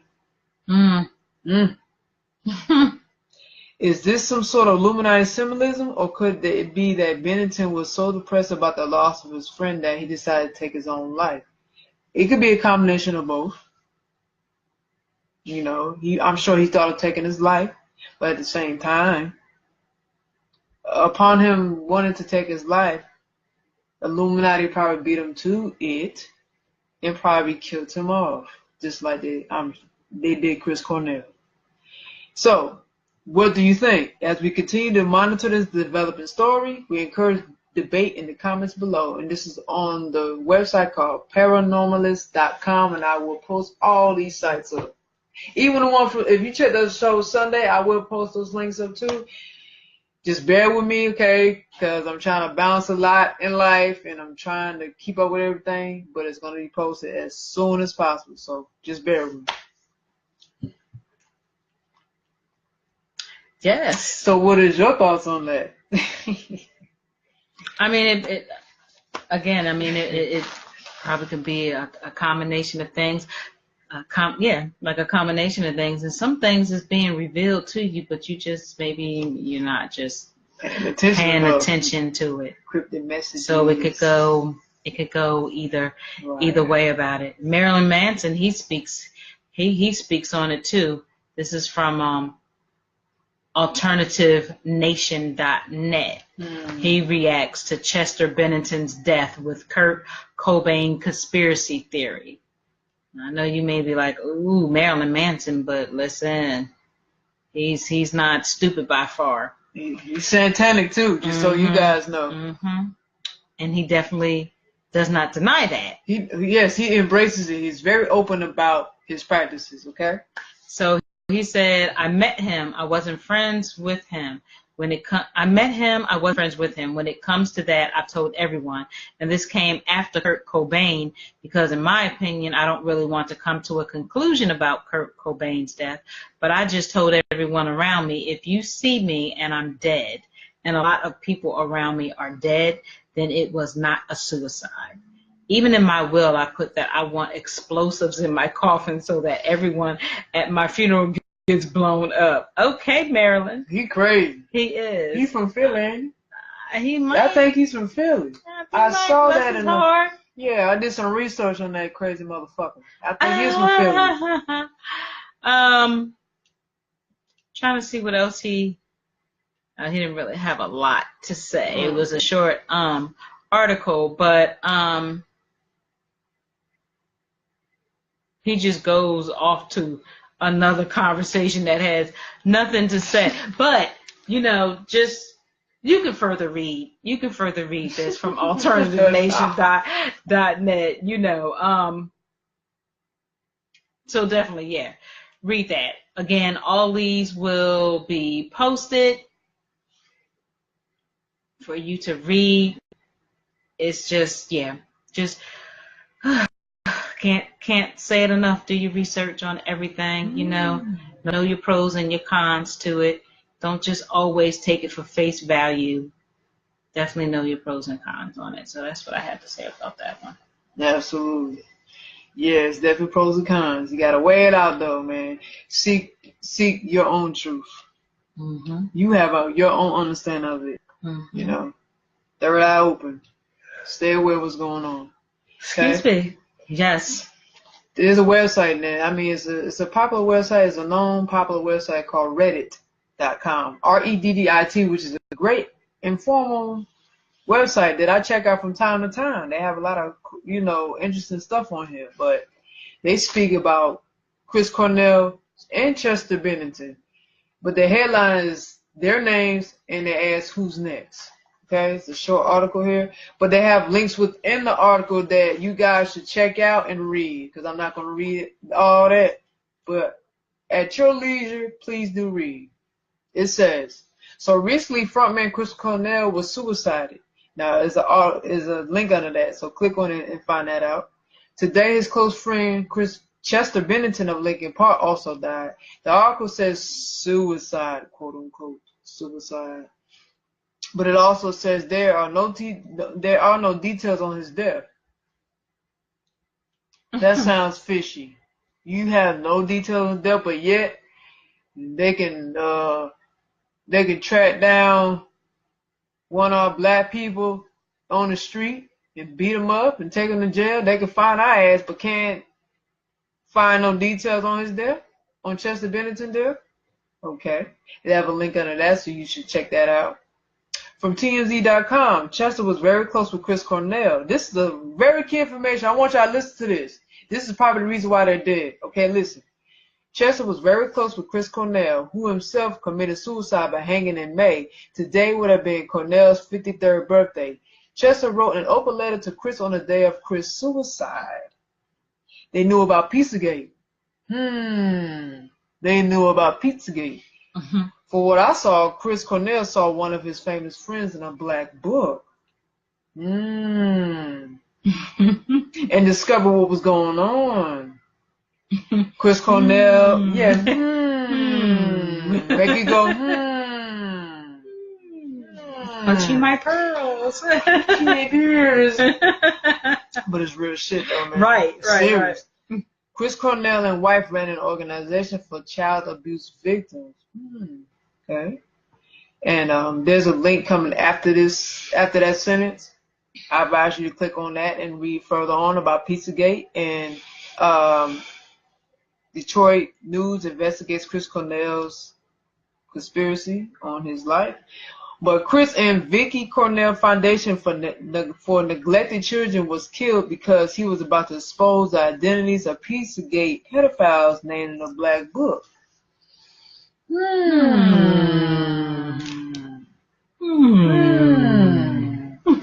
All right. Case closed. Cody points to gaps in the official count of the timeline of Cornell's death, along with unverified Detroit police scanner audio he obtained that mentions a head wound. Bonus points. Satanic holiday week starts July 20th through the 26th. Didn't know that. Interesting. I might have to look into more of that, because I want to know what's going on. Okay. Abduction, ceremonial preparation, and holding a sacrificial victim for grand climax. That's for that holiday. These are some sick fucks. I mean, the person that put this here, yeah, they're definitely some sick fucks.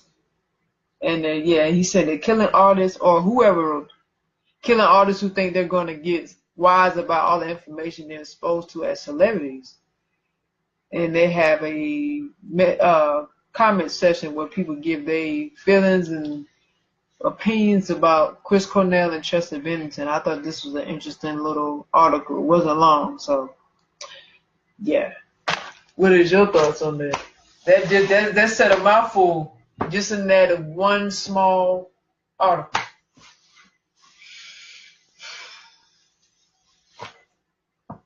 I could see it. You said the whole Pizzagate, that just kind of opened up that door. Yeah. In my opinion. Right. Yeah. So, yeah. It's a dangerous game out here, man. Like, you know what I'm saying? But That it is. but that's a part of walking in truth. That's a part of that. Because there's going to come a time where your life is going to be in danger. And it's going to come a time where you're going to have obstacles. There's going to be a lot of people against you. That's how walking in truth is. Yeah. It's a journey walked alone. So True. you have to watch yourself from all directions. So it's dangerous, but it's worth it, man. I mean, if it's real, say it, man. You know, that's the thing with this society. They just want to keep everything quiet because they fear the unknown. They're scared what's going to happen or to them. They don't know what the outcome is going to be, but at the end, you got to stand for something or you'll fall for anything. True. And me and Jay talked about Pizzagate on our show. Yeah, we did. You know, regardless of how people feel, regardless of what could happen, what might happen, it doesn't matter to me, honestly. You know. Nam Yoho Renke Kyo. I am protected by the universe. Right. I see this show being a part 2. Oh yeah. Definitely, because this will go way over our 2-hour limit. Yes. Definitely. Yeah, so do you want to finish up? You want to do the Hurricane Harvey, Hurricane Jose, Hurricane Maria, and maybe we can take it out after that? I think we should take it out now because it's going to bounce into a whole different conversation. That is true.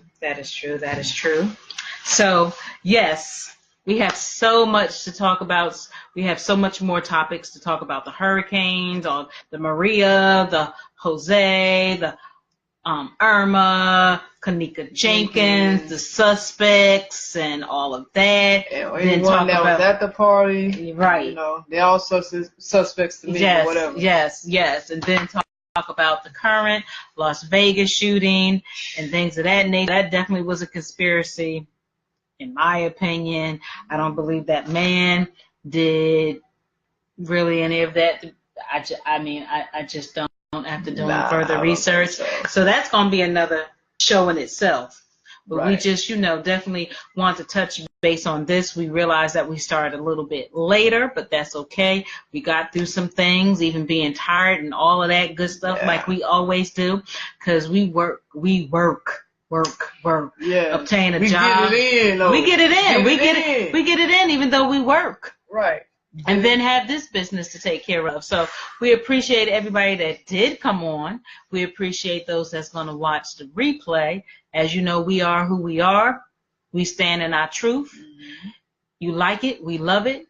You dislike it, we still love it. It's all good. It's all good at the end of the day. Yeah.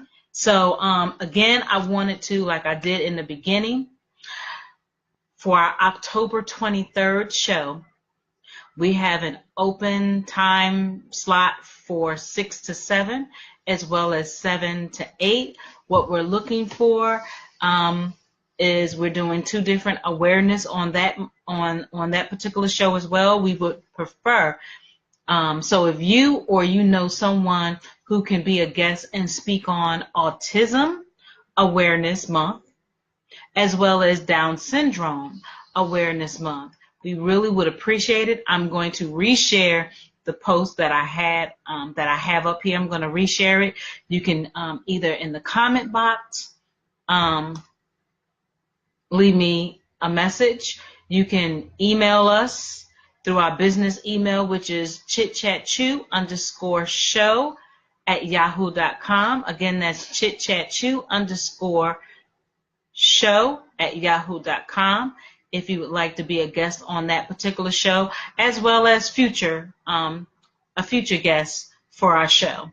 And so please definitely let us know if you know someone that could do the autism as well as the Down syndrome. So our social media outlets. So you can go to our website, www.chitchatchew.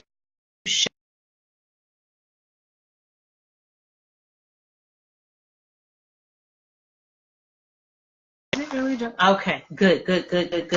Okay, so go on the website, check out past guests and their bios. You can also donate. We have a donation box if you to donate to our business, because it is a legit legal business. We have a donation for that. We also have soaps on our website, large and small, if you would like to purchase those soaps. We also, I believe, have our promo t-shirts. Yes. On the website as well. That's coming real soon. What you talking about on Instagram? On our website. Facebook? On our actual website. No, I ain't put the t-shirts on there yet. So the t-shirts are not on there yet. However, they're on Instagram and Facebook. They are on Instagram and Facebook. We have an official, legit website. Well, Facebook, we're launching our teas and our soaps are together. It's called Be Authentic, which is capital B and then capital A and then lowercase UNTHENTIC. AUNTHENTIC. Yeah, products. So products. So that is our official. We are official with that. As for Facebook, but Instagram has an underscore in it, so it's Be Authentic _products. So make sure you follow us on Instagram for our Be Authentic page with products. Okay, but like she said, our shirts are just a launch. We haven't provided no sales on any shirts yet, so we're putting it out there. So if anyone that's interested in to buy a shirt in the future, because we're doing it real soon, it's not like it's gonna be years away or no shit like that. Right. But if you're interested, follow what she was saying. You can pre-order. There you go. I'm trying to think of the word. Pre-order them shirts. You can inbox us or email us your information, just your name and your email, and we can go from there and we'll contact you. But definitely the soaps are here. They are here. The soaps are here. Vegan. They're vegan soaps. They're called Swirls by Jade. They're vegan soaps. They smell great. And we have a large bar. We have a small bar. Definitely purchase from us. All our money goes back into our business. And we definitely want you to do that. And also, if you're interested in being a guest on Chit Chat Chew's podcast, definitely reach out to the business email, which is chitchatchew_show@yahoo.com.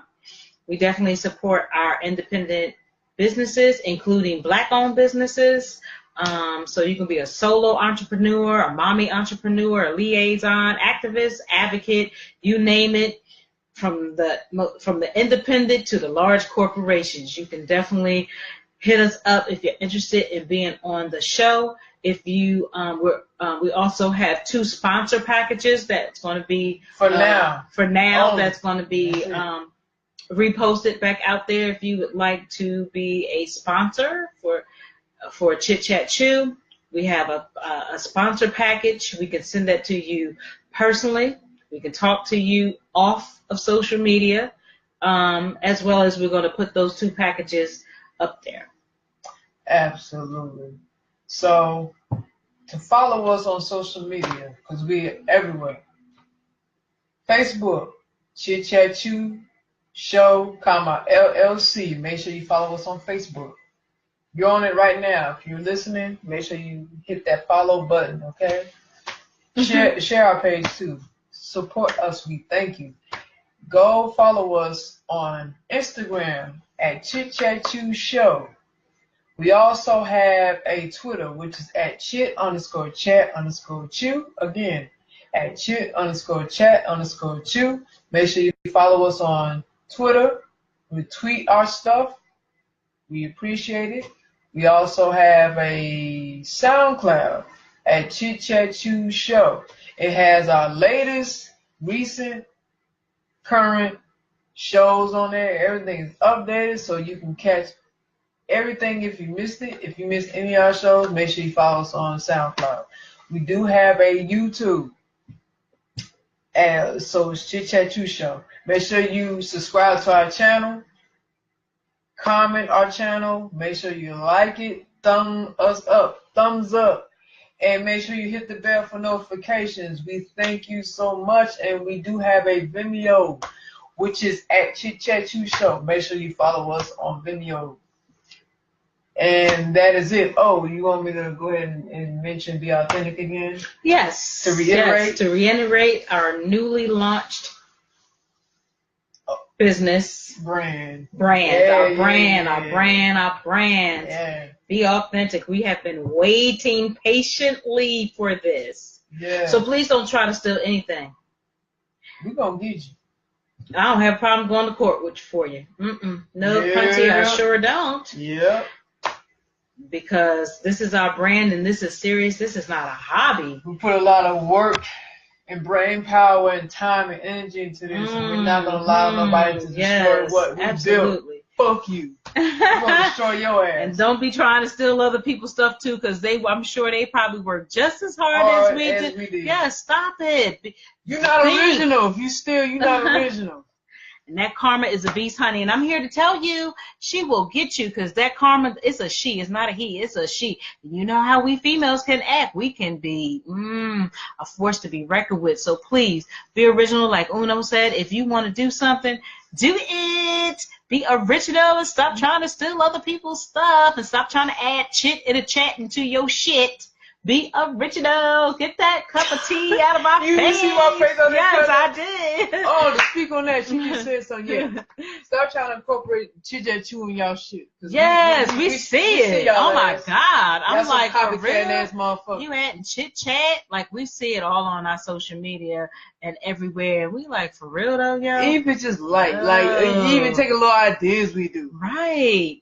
That's right. That's why that's why it's so important to brand and get your shit. Okay. Get your legal shit. Get it together. legal, because when somebody try to come at you, honey, you just be like, okay, boo-boo, I'm gonna get that job. Bam. Time to go to court.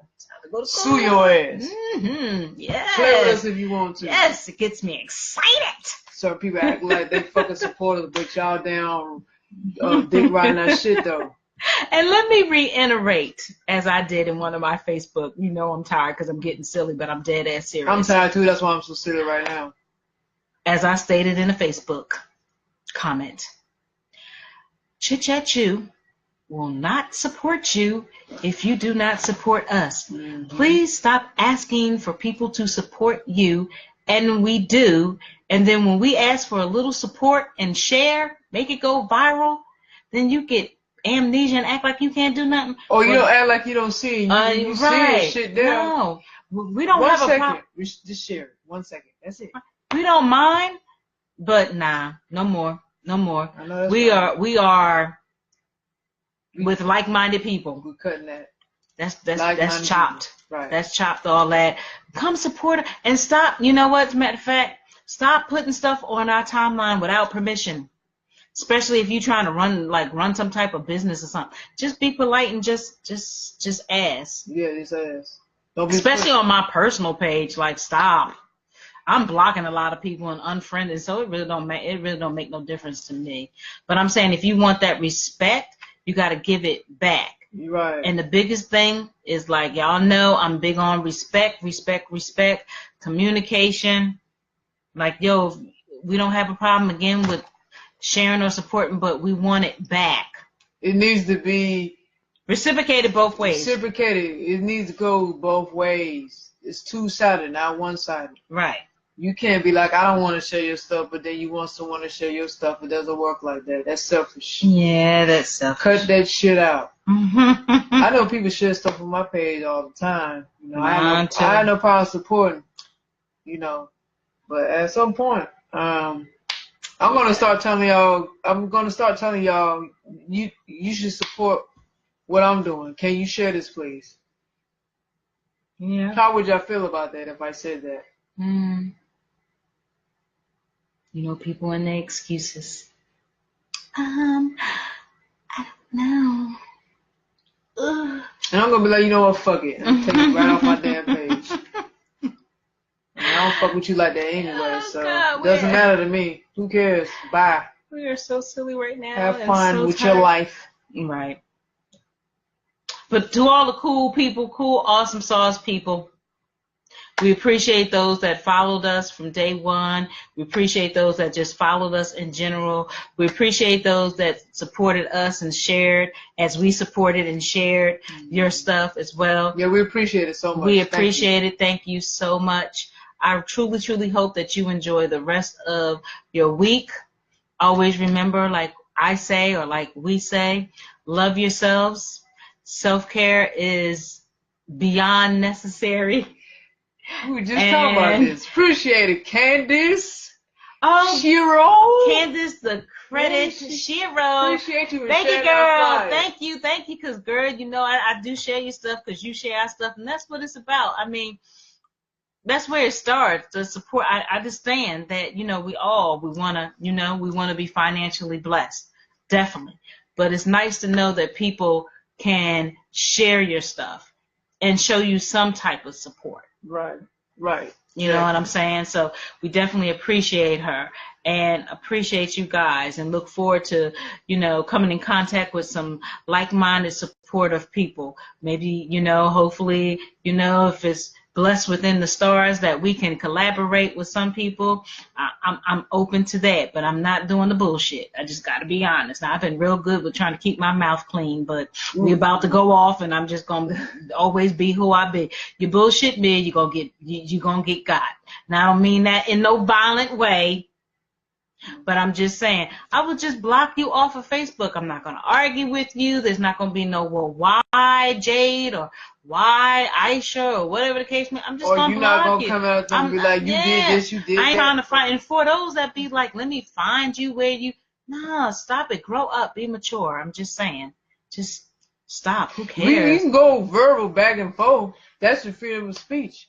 She can say what she wants, just like you say what you want, but does it have to go to physical? It's not that deep on social media. Y'all need to calm the fuck down. It be so deep with some of y'all, with some of the way that y'all react. Go fight Donald Trump. Y'all so right, go fight Donald Trump. Shit. Right. See how far you gonna go with that. Boycott Dove and all the products that. Right. Y'all got energy for everything. Y'all got energy. Yeah, boycott the whole thing. Let's see. Let's see. Have the book challenge. Educate your mom. I ain't been seeing it that much like that. Do the book challenge. That's sad. Do something worthwhile instead of, you know, I don't know what y'all do. What the fuck y'all do? I don't know what y'all do. I'm too focused on what I'm doing. But anywho, enjoy the rest of your evening. Enjoy the rest of the week. Remember to self-care. Love yourself internally, externally. Respect yourself from head to toe, your temple. I'm watching you. I am watching you. But yes, people, do that. Stop letting people run you over. Shut up. You are so stupid. It's time to go. All right? Much love. I want to say, we apologize we couldn't do the whole show. Part 2 is coming up real soon. Y'all stay tuned for it. It's going to be heavy. Peace out. Peace, love, and hair grease. So silly.